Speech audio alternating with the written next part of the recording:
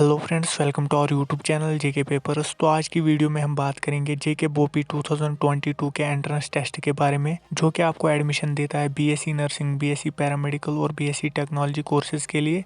अगर हम देखें तो पिछले कुछ दिनों से बहुत सारे स्टूडेंट्स कमेंट कर रहे थे कि कब जेके बोपी 2022 के एप्लीकेशन फॉर्म्स निकालेगा।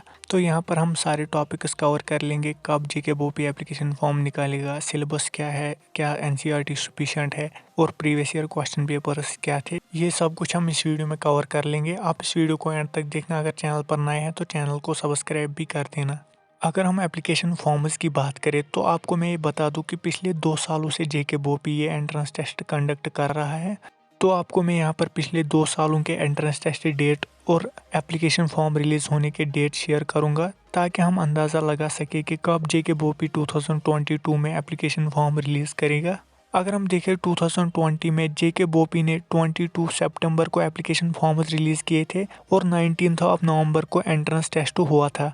इसके अलावा 2021 में एप्लीकेशन फॉर्म्स 8 जुलाई को रिलीज़ किए गए थे और एंट्रेंस टेस्ट 19 सितंबर को हुआ था। अगर हम इन दोनों को कंपेयर करें तो क्लियरली नज़र आ रहा है कि 2020 में एंट्रेंस टेस्ट लेट हुआ था। इसका रीज़न ये है कि कोविड की वजह से ये डिले हो गया था, इसलिए एंट्रेंस टेस्ट इतना लेट हुआ था। 2021 में सिचुएशन अच्छी थी 2020 के कंपैरिजन में, जिसकी वजह से एंट्रेंस को डिले नहीं किया गया। अब अगर हम इस साल की बात करें तो इस साल का एक्सपेक्टेड डेट है एप्लीकेशन फॉर्म रिलीज होने का, वो है एंडिंग जून टू स्टार्टिंग जुलाई। और एंट्रेंस टेस्ट का एक्सपेक्टेड डेट है एंडिंग अगस्त या एंडिंग सितंबर।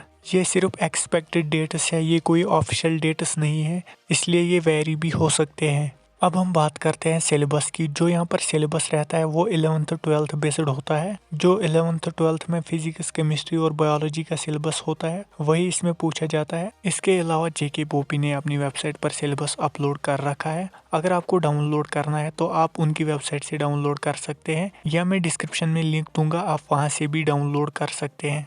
अब हम बात करते हैं हमारे अगले टॉपिक की, जो क्या है क्वेश्चन पेपर पैटर्न। यहाँ पर जो आपको क्वेश्चन पेपर होता है वो टोटल 180 क्वेश्चंस का होता है। टोटल मार्क्स भी 180 होते हैं, क्योंकि यहाँ पर हर एक क्वेश्चन का एक एक मार्क्स होता है। अगर हम क्वेश्चन डिस्ट्रीब्यूशन की बात करें तो आपको यहाँ पर फिजिक्स के 60 क्वेश्चंस, केमिस्ट्री के 60 और बायोलॉजी के 60 क्वेश्चंस मिलेंगे। और जो यहाँ पर टोटल टाइम है क्वेश्चन पेपर अटेम्प्ट करने के लिए वो 3 घंटे है। 3 आवर्स में आपको सारा पेपर अटेम्प्ट करना है।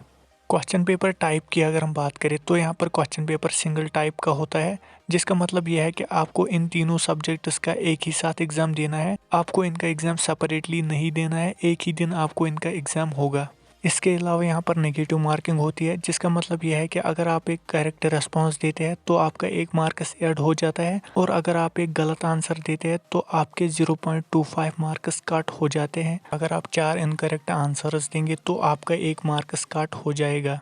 अब हम बात करते हैं प्रीवियस ईयर क्वेश्चन पेपर्स के बारे में, और इसी में हम आपको बताएंगे कि एनसीईआरटी इस एंट्रेंस के लिए सफिशिएंट है कि नहीं। अगर आप 2020 का क्वेश्चन पेपर देखेंगे तो आपको लगेगा कि एनसीईआरटी इस एंट्रेंस के लिए सफिशिएंट है, लेकिन जब आप 2021 का एंट्रेंस पेपर देखेंगे तो बहुत सारे क्वेश्चंस एनसीईआरटी के बाहर भी पूछे गए हैं।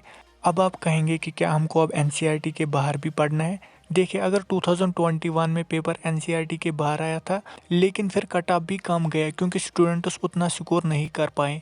इसका मतलब यह है कि अगर पेपर एनसीईआरटी के बाहर आता है तो वो सबके लिए डिफ़िकल्ट होता है, किसी पर्टिकुलर स्टूडेंट के लिए वो डिफ़िकल्ट नहीं होता।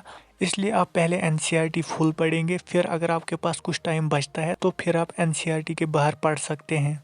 इसके अलावा अगर आपको 2020 और 2021 का क्वेश्चन पेपर चाहिए तो आपको दोनों की लिंक डिस्क्रिप्शन में मिलेगी, आप उनको वहीं से डाउनलोड कर सकते हैं। अगर हम इस एंट्रेंस टेस्ट की एलिजिबिलिटी पर बात करें तो मिनिमम एज यहाँ पर 17 होनी चाहिए। बीएससी नर्सिंग के लिए आपको 12th में मिनिमम मार्क्स 45% होने चाहिए, और बीएससी पैरामेडिकल के लिए आपको 12th में मिनिमम मार्क्स 50% और कैटेगरी वालों के लिए 40% होने चाहिए। अब हम बात करते हैं टॉप स्कोरिंग चैप्टर्स की। तो जेके बोपी ने जो सिलेबस अपलोड कर दिया है उसमें से हमने कुछ टॉप स्कोरिंग चैप्टर्स बाहर निकाले हैं और उनका एक लिस्ट बनाया है फिजिक्स, केमिस्ट्री और बायोलॉजी का। आप इनको देख ही सकते हैं और इनका स्क्रीनशॉट भी ले सकते हैं। जेके बोपी बीएससी नर्सिंग के रिलेटेड और वीडियोस और स्टडी मटेरियल के लिए आप इस चैनल को सब्सक्राइब करके रखें। अगर वीडियो पसंद आया तो वीडियो को लाइक और ज़्यादा से ज़्यादा शेयर भी कर देना।